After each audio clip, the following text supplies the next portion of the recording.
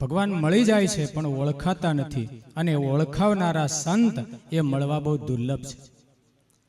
બાબરાના ભક્તો આજ ખાટી ગયા, એને એવા સંતોની પ્રાપ્તિ થઈ છે. આ મંદિર થશે એટલે કાયમ સંતોનો નિવાસ થશે. મહારાજે વતનાવૃતમાં કીધું, મધ્યનું 27મું વતનાવૃત. મહારાજ કે મંદિર હશે તો ઉપાસના રહેશે, મંદિર હશે તેમાં ભક્તિ થશે, સંતો રહેશે, એમાં ભાજી તરકારી લાવ્યા જોશે, બાગ બગીચાઓ કરાવ્યા જોશે, એટલે ભક્તિ રહેશે. અને એના માટે આપણને આ મંદિરનું નિર્માણ કર્યું છે. એટલે બાબરાવાળા ભાગ્યશાળી છે. એમ કહેવાય છે કે અગત્યનું કામ હોય પહેલું કરવું. અગત્યનું કામ કયું? શતમ વિહાય ભોક્તવ્યમ, 100 કામ પડતા મૂકીને ખાઈ લેવું. બરાબર ને? હે, 100 કામ પડતા મૂકીને ખાઈ લેવું અગત્યનું નહીં.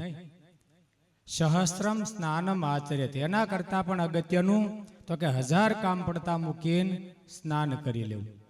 સ્નાન કરવું એટલે ઉપરથી પાણી નાખીને સ્નાન કરવું એમ નહીં. એ સ્નાન ખરું, પણ અંદરથી ઈચ્છાઓ છોડવી, રાગ દ્વેષ કામ ક્રોધ વાસનાઓ, આ બધું છોડવું, એનો ત્યાગ કરવો, એ સ્નાન કરવું. એ જ્યારે આ કથા સાંભળતા હોય ને ત્યારે એ સ્નાન થાય છે.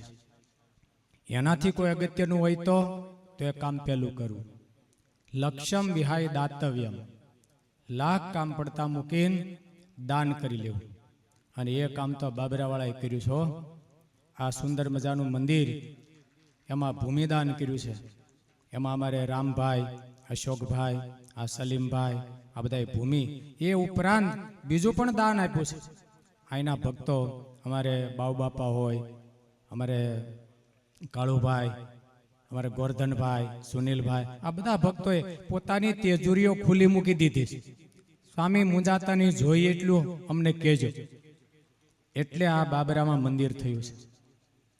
અને એનાથી કોઈ અગત્યનું કામ હોય તો પેલું કરવું. કોટિમ ત્યક્ત્વા હરિમ ભજેત, કરોડ કામ પડતા મૂકીને ભગવાન ભજી લેવા.